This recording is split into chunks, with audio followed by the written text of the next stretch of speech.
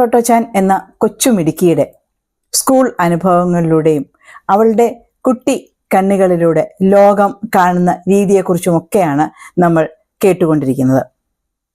ഇന്നത്തെ അധ്യായത്തിന്റെ പേര് എനിക്ക് ഇത് മാത്രം മതി. ടോട്ടോച്ചാൻ ഒരു ക്ഷേത്ര ഉത്സവം കാണാൻ പോകുന്നത് ആദ്യമായിട്ടായിരുന്നു. സംഗീതത്തിന്റെയും സൗന്ദര്യത്തിന്റെയും മൂർത്തിയായ ബന്ധൻ ദേവതയ്ക്ക് വേണ്ടി നിർമ്മിച്ചിരിക്കുന്ന ക്ഷേത്രം അവളുടെ പഴയ സ്കൂളിനടുത്താണ്. സെൻസക്കു ജലാശയം ഓർമ്മയുണ്ടല്ലോ, ടോട്ടോയുടെ സ്കൂൾ ഗാനത്തിലെ സെൻസക്കു ജലാശയം. ആ ജലാശയത്തിന്റെ മധ്യത്തായി കാണുന്ന ഒരു കൊച്ചു തുരുത്തിൽ ഉത്സവത്തോടനുബന്ധിച്ച് ഒരു വാർഷിക ചന്തയും പ്രദർശനവും നടക്കാറുണ്ട്. അത് കാണാനായി ആ തവണയാണ് അച്ഛനും അമ്മയോടും ഒപ്പം ആദ്യമായി നമ്മുടെ കൊച്ചു ടോട്ടോ എത്തുന്നത്. അവർ അമ്പലപ്പറമ്പിൽ എത്തിയപ്പോഴേക്കും തന്നെ രാത്രി ആകെ വെളിച്ചത്തിൽ കുളിച്ചതുപോലെ ടോട്ടോയ്ക്ക് തോന്നി. അതുവരെ പരിചയമില്ലാതിരുന്ന ഒരു അന്തരീക്ഷം കണ്ട അത്ഭുതം അവൾക്കുണ്ടായി.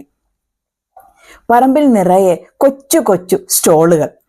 തല ഉള്ളിലേക്ക് കടത്തി വർദ്ധിച്ച കൗതുകത്തോടെയാണ് നമ്മുടെ കൊച്ചു ടോട്ടോ ഓരോ സ്റ്റോളായി കണ്ടു നടന്നത്. അവൾ നോക്കുമ്പോൾ എങ്ങും വിചിത്രങ്ങളായ ശബ്ദങ്ങളാണ്.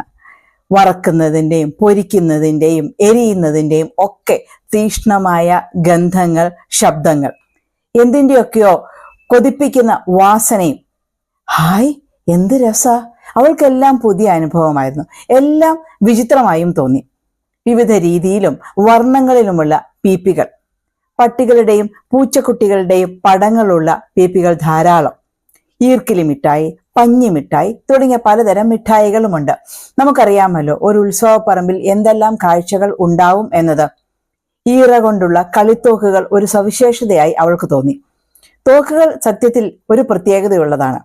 മരച്ചീനി പത്തലിന്റെയും മറ്റും ഉള്ളിലുള്ള മൃദുവായ കാമ്പിന്റെ കഷ്ണങ്ങൾ ഈ ഈറത്തോക്കിനുള്ളിൽ വെച്ച ശേഷം ഒന്നമർത്തിയാൽ മതി, ഠേ, വലിയൊരു ശബ്ദത്തോടെ തെറിച്ചു പോകുന്ന തരം തോക്കുകൾ. റോഡരികിൽ ഒരിടത്ത് ടോട്ടോ നോക്കിയപ്പോൾ എന്താ കാണുന്നത്? വാളുകള് വിഴുങ്ങുകയും ഗ്ലാസുകൾ ഭക്ഷിക്കുകയും ചെയ്യുന്ന ഒരാള്. ടോട്ടോ അത്ഭുതത്തോടെ നോക്കി നിന്നുപോയി. ഒരാൾ എങ്ങനെയാ ഗ്ലാസുകൾ ഭക്ഷിക്കുക? മറ്റൊരുവൻ വിളിച്ചു കൂവുന്നുണ്ട്. ഒരുതരം പൊടിമരുന്നാണ് അയാൾ വിൽക്കുന്നത്. നിങ്ങളുടെ എത്ര മലിനമായ പാത്രങ്ങളിലും പരിശുദ്ധമാകാൻ വേണ്ടി ഈ പൊടി അല്പമൊന്ന് ഉപയോഗിച്ചാൽ മതി. പൈസ വിഴുങ്ങുന്ന മന്ത്രമോതിരം, സൂര്യ വെളിച്ചത്തിൽ തെളിയിച്ചെടുക്കാനാകുന്ന തരം ഫോട്ടോകൾ, വെള്ളത്തിൽ മുക്കിയാൽ വിരിഞ്ഞു വരുന്ന പേപ്പർ പൂക്കൾ, അങ്ങനെ എന്തെല്ലാം വിദ്യകൾ! ഒരു ഉത്സവ പറമ്പിൽ ആദ്യമായി എത്തുന്ന സകല അത്ഭുതങ്ങളും നിറഞ്ഞ കണ്ണുകളോടെ ടോട്ടോ എല്ലാം കണ്ടു നടന്നു. അവളുടെ പ്രായത്തിലുള്ള ഒരു കൊച്ചുകുട്ടിക്ക് ആഗ്രഹിക്കുന്നതിലപ്പുറം കാഴ്ച മുമ്പിൽ തിരിഞ്ഞതുപോലെയാണ് അവൾക്ക് തോന്നിയത്. ഓരം പറ്റി ഇതൊക്കെ കണ്ടു നടക്കുന്നതിനിടയിൽ നമ്മുടെ കൊച്ചു ടോട്ടോയുടെ കണ്ണുകൾ ഒരിടത്തേക്ക് ഓടിയെത്തി. ഹായ്, നോക്കേ! അവൾ പെട്ടെന്ന് നിന്നു. ഒരു പെട്ടി നിറയെ ഇളം മഞ്ഞ നിറത്തിലുള്ള കോഴിക്കുഞ്ഞുങ്ങൾ. ചെകിടടപ്പിക്കുന്ന കിയോ കിയോ വിളികളാണ് എങ്ങു നിന്നും. അമ്മ, എനിക്കൊന്നിനെ വേണം. അമ്മയുടെ വസ്ത്രത്തിന്റെ തുമ്പിൽ പിടിച്ച് സാധാരണ ചെറിയ കുട്ടികൾ ബഹളം വെക്കുന്നത് പോലെ അവൾ പറഞ്ഞു തുടങ്ങി. എനിക്കൊന്നിനെ വാങ്ങിച്ചു തരാമോ? നമുക്കൊരു കോഴിക്കുഞ്ഞിനെ വാങ്ങാം അമ്മേ, എന്ത് രസാ കാണാൻ. കോഴിക്കുഞ്ഞുങ്ങളാകട്ടെ ടോട്ടോച്ചാന്റെ ആഗ്രഹം കണ്ടിട്ടും കേട്ടിട്ടുമാണോ അതോ ടോട്ടോയെ കണ്ടതുകൊണ്ടാണോ എന്നറിയില്ല, ഞങ്ങളെ എടുക്കൂ എന്നുള്ള മട്ടിൽ അതിയായ ബഹളം വെക്കൽ തുടങ്ങി. കിയോ കിയോ എന്ന് കുറെ ശബ്ദങ്ങൾ ഒറ്റയടിക്ക് ഉയർന്നു. ഇത്തിരിയോളം പോന്ന ശിരസുയർത്തിയാണ് അവ അവളെ നോക്കിയത്. പഞ്ഞി പോലെയുള്ള കുഞ്ഞു ശരീരങ്ങളുമായി അവ ആ ചെറിയ കൂട്ടിൽ തിക്കിത്തിരക്കി. ആഹാ, നല്ല സുന്ദരി കുട്ടികളാണല്ലോ! വാത്സല്യത്തോടെ അവൾ പെട്ടിക്കരികിൽ കുത്തിയിരുന്നു. ഇത്രയേറെ കൺകുളിർപ്പിക്കുന്ന ഒരു ദൃശ്യം മുമ്പെങ്ങും ഞാൻ കണ്ടിട്ടില്ല എന്ന് തോന്നി. ഇതുവരെ കണ്ട ദൃശ്യങ്ങളുടെയൊക്കെ കൗതുകം മാറി അവൾക്ക് ഇനി മറ്റൊന്നും കാണണ്ട എന്നതുപോലെ കോഴിക്കുഞ്ഞുങ്ങളിൽ മാത്രമായി അവളുടെ ശ്രദ്ധ. ഒരേ ഒരെണ്ണം. അച്ഛാ, അമ്മേ! രണ്ടുപേരുടെ മുഖത്തേക്ക് മാറി മാറി നോക്കി ടോട്ടോ സത്യത്തിൽ യാചിക്കുകയാണ്. നമുക്കറിയാമല്ലോ, ചെറിയ കുട്ടികൾ എന്തെങ്കിലും ഒരു സാധനം അത്രയധികം ആഗ്രഹത്തോടെ ചോദിക്കുന്ന ഒരു രീതി. അതുപോലെ തന്നെയായിരുന്നു നമ്മുടെ കൊച്ചു ടോട്ടോയും. പക്ഷേ അച്ഛനും അമ്മയ്ക്കും കാര്യങ്ങൾ അറിയാവുന്നത് കൊണ്ട് അവളെയും കൊണ്ട് എത്രയും പെട്ടെന്ന് അവിടുന്ന് മാറണം എന്നുള്ളത് മനസ്സിലായി.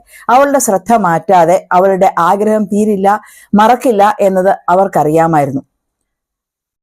അല്പം പരാതി കലർന്ന സ്വരത്തിൽ അവൾ പറഞ്ഞു തുടങ്ങി, എനിക്ക് എന്തെങ്കിലും എത്തുമ്പോ വാങ്ങിത്തരാന്ന് വീട്ടിൽ നിന്ന് പോരുമ്പോ പറഞ്ഞില്ലേ, എനിക്കിത് മതി. കുട്ടികളുടെ വാശി ഇല്ലാതാവാൻ വേണ്ടി പുറത്തിറങ്ങുമ്പോൾ എന്തെങ്കിലുമൊക്കെ സാധനങ്ങൾ വേണം എന്നാവശ്യപ്പെടുന്നത് ഇല്ലാതാവാൻ വേണ്ടി നമുക്ക് ചെയ്യാവുന്ന ഒരു കാര്യമാണല്ലോ.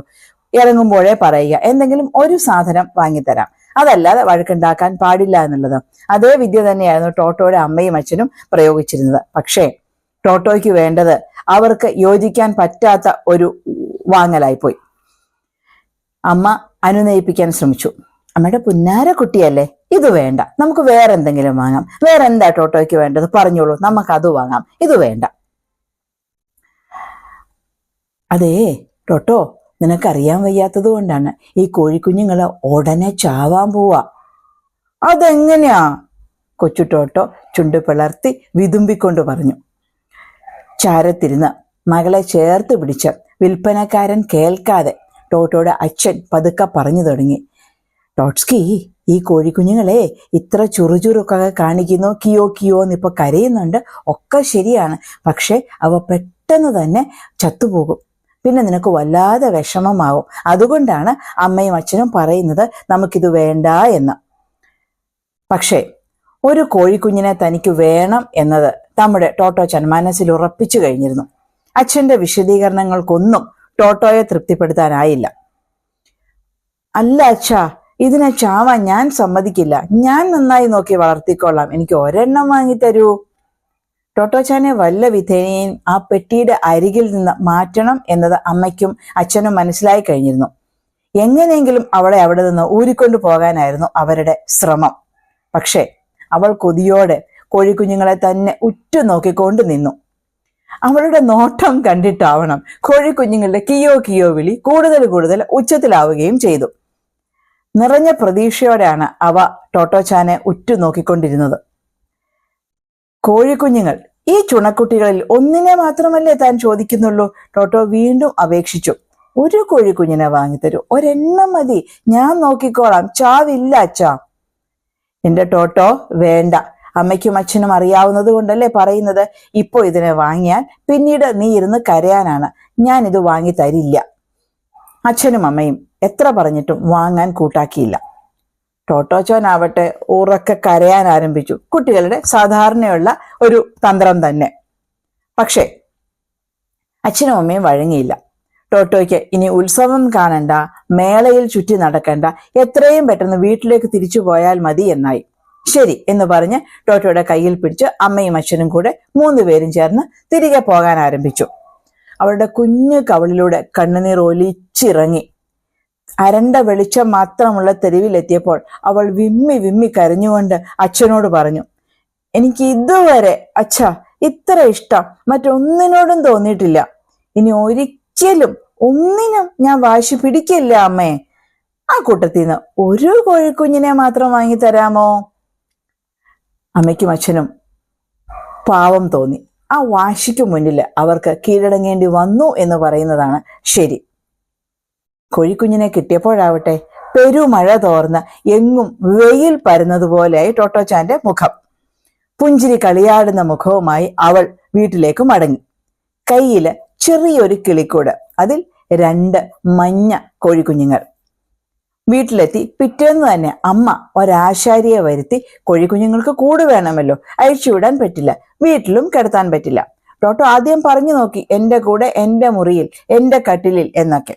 പക്ഷെ അത് സാധിക്കില്ല എന്ന് മനസ്സിലായപ്പോൾ അവൾ അതിന് വാശി പിടിച്ചില്ല. അമ്മ ആശാരിയെ വരുത്തി സാമാന്യം വലിയ ഒരു കൂട് പണിയിച്ചു. അഴികളുള്ള ആ കൂട്ടിനുള്ളിൽ ഒരു ഇലക്ട്രിക് ബൾബും ഘടിപ്പിച്ചിരുന്നു. കാരണം കോഴിക്കുഞ്ഞുങ്ങൾ വളരെ ചെറുതാണ്, അവയ്ക്ക് ചൂട് പകരാനുള്ള സംവിധാനമായിരുന്നു ആ ബൾബ്. പകല് മുഴുവൻ ടോട്ടോച്ചാൻ അവയെ പരിചരിച്ചു. ഇളം മഞ്ഞ പൂടെയുള്ള വാത്സല്യം നിറഞ്ഞ കുഞ്ഞിക്കോഴികൾ. പക്ഷേ കഷ്ടമെന്നല്ലാതെ എന്തു പറയാൻ, അമ്മയും അച്ഛനും പറഞ്ഞതുപോലെ തന്നെ സംഭവിച്ചു. ഒരു 4 ദിവസം 2 കോഴിക്കുഞ്ഞുങ്ങളും ഉത്സാഹത്തോടെ കൂട്ടിലൊക്കെ നടന്നു. 4-ാം ദിവസം അവയിലൊന്ന് ചത്തുപോയി.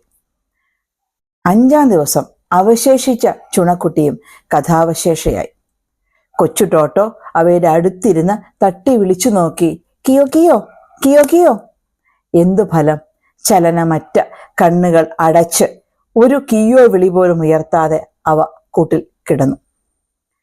കോഴിക്കുഞ്ഞുങ്ങൾ ഉണരുന്നതും കാത്ത് കുറച്ചു സമയമൊക്കെ അവൾ അവിടെ ഇരുന്നു.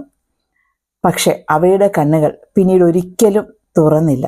അമ്മയും അച്ഛനും പറഞ്ഞതുപോലെ തന്നെ സംഭവിച്ചു. കരച്ചിൽ ഉള്ളിലടക്കിക്കൊണ്ട് അവൾ പൂന്തോട്ടത്തിലേക്ക് നടന്നു. ചെടികൾക്കരികിലായി ഒരു കൊച്ചു കുഴിയെടുത്ത് തൻ്റെ ഓമനകളെ അവൾ സംസ്കരിച്ചു. മണ്ണിനു മുകളിൽ ഒരു കൊച്ചു പൂവും തിരികെ വെച്ചു. തിരികെ വീട്ടിലെത്തിയപ്പോൾ കോഴിക്കുഞ്ഞുങ്ങളുടെ കൂട് ഭയാനകമാം വിധം വലുതും ഏകാന്തവുമായതായി കൊച്ചു ടോട്ടോയ്ക്ക് തോന്നി.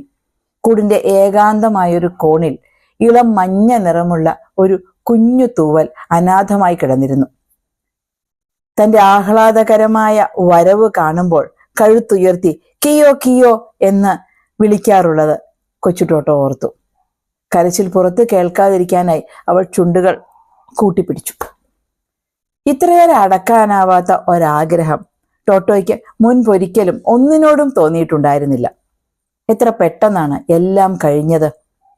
ടോട്ടോച്ചാന് അത് നഷ്ടബോധത്തിന്റെയും വേർപാടിന്റെയും വേദനയുടെയും ഒക്കെ ആദ്യത്തെ അനുഭവമായിരുന്നു. അതിൽ നിന്ന് തന്നെ അവൾക്ക് ഒരു കാര്യവും കൂടി മനസ്സിലായി. അച്ഛനും അമ്മയും പറയുന്ന പല കാര്യങ്ങളും ആദ്യം നമ്മളെ നിരാശപ്പെടുത്തിയാലും അവയാണ് ശരി എന്നത്. ടോട്ടോച്ചാന്റെ അടുത്ത ഒരു കുസൃതി അല്ലെങ്കിൽ ഒരു അനുഭവം നമുക്ക് അടുത്ത എപ്പിസോഡിൽ കേൾക്കാം.